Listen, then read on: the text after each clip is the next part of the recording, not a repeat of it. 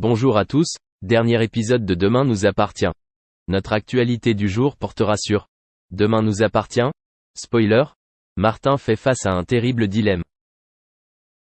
Après un départ prévu pour quelques jours de repos, Raphaël et Martin reviendront prochainement dans Demain nous appartient sur TF1.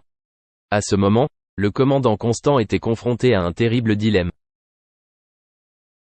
Le décès en vacances de Martin, Franck Monsigny, et Raphaël, Jennifer, est complètement compliqué dans Demain nous appartient sur TF1. En effet, c'est la mère de Maud et Camille, Elisa Ezzedine, qui contrôle et essaie de tout mettre en place pour que rien ne se passe mal pendant son absence.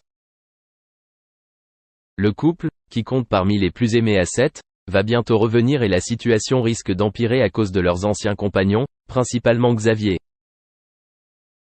En effet, Xavier, Charles Lelore, est revenu inopinément auprès de ses filles suite au départ de Raphaël et il a quand même pu être présent lors du retour de l'avocat sur les lieux.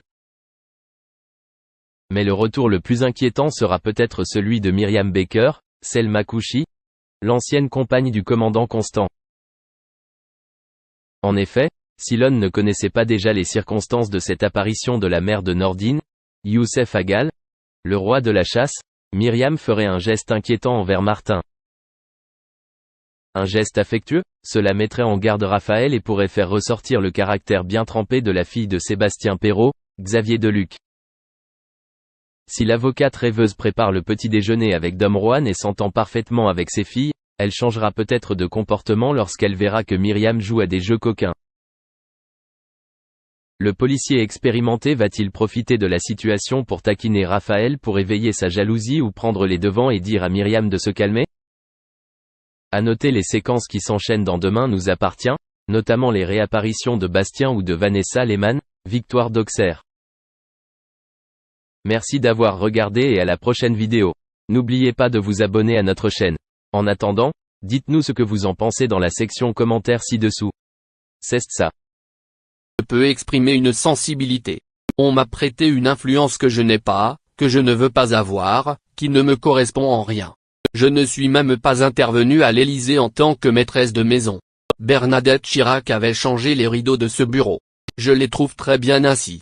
Nous sommes dans un palais de la République, je n'en suis qu'une occupante temporaire et chanceuse. Aujourd'hui, toujours folle amoureuse de son mari, Carla Bruni parle ouvertement du secret de la longévité de son mariage. D'après elle, elle partage avec son époux la lumière du succès. C'est en tout cas les propos qu'elle a tenus lundi 27 septembre dernier pour le magazine Égoïste. J'ai adoré ce métier et c'est vrai, j'aime la reconnaissance. J'en retire une satisfaction profonde. J'aime être reconnu et j'en ai besoin. Être connu, ça ne me gêne pas du tout, au contraire, j'adore ça. C'est un trait commun que je partage avec mon mari. Nous sommes des mendiants de reconnaissance. J'ai l'impression que lui et moi avons le même narcissisme, a-t-elle en effet reconnu.